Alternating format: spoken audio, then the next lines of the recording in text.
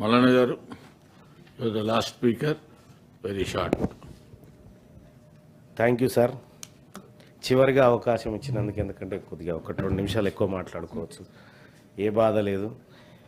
ధన్యవాదాలు అధ్యక్ష. 3 బిల్లులు ఏవైతే రాష్ట్ర ప్రభుత్వం తీసుకొచ్చిందో ఆ బిల్లులకు సంపూర్ణమైన మద్దతును తెలియజేస్తూనే కొన్ని సూచనలు, అందులోని కొన్ని 1-2 విషయాలను తమరి ద్వారా సభ ముందు పెట్టదలుచుకున్నాను అధ్యక్ష. హైడ్రా విషయంలో, హైడ్రా వచ్చినటువంటి సందర్భంలో సోదరులు చాలామంది ఆ హైడ్రా పుట్టుకను కూడా చాలామంది అవసరాన్ని కూడా గుర్తిస్తూ చెప్పడం జరిగింది. ఎస్ అధ్యక్ష, హైడ్రా రావడం వల్ల కొంతమందికి ఇబ్బంది జరిగింది అధ్యక్ష.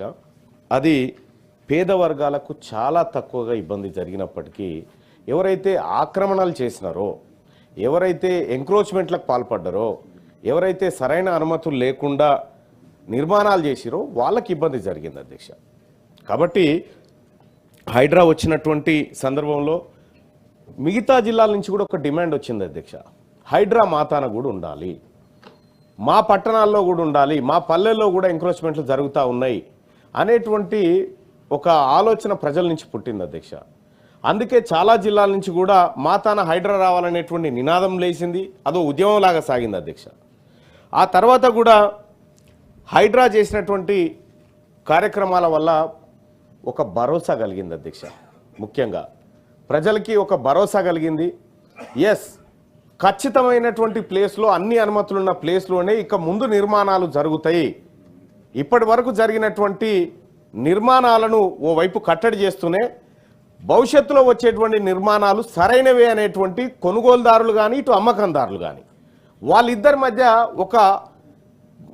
ఒక సర్టిఫికేట్ లాంటి ఒక కార్యక్రమం ఏర్పడ్డది. ఎస్, హైడ్రా గుర్తింపు ఉంది దీనికి అనేటువంటి ఒక కార్యక్రమం ఏర్పడ్డది అధ్యక్ష.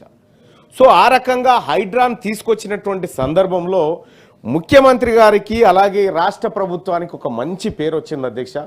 కానీ కొంతమంది నాయకులు హైడ్రాను ఏదో బూచిగా చూపించి, హైడ్రా అంటే అదేదో యమధర్మరాజు పంపినటువంటి సంస్థ లెక్క, హైడ్రా అంటే ఇది పేద వర్గాల మాన ప్రాణాలు తీసుకుపోతున్న సంస్థ లెక్క చిత్రీకరించే ప్రయత్నం చేశారు అధ్యక్ష. దాన్ని ఖండిస్తా ఉన్నాం అధ్యక్ష.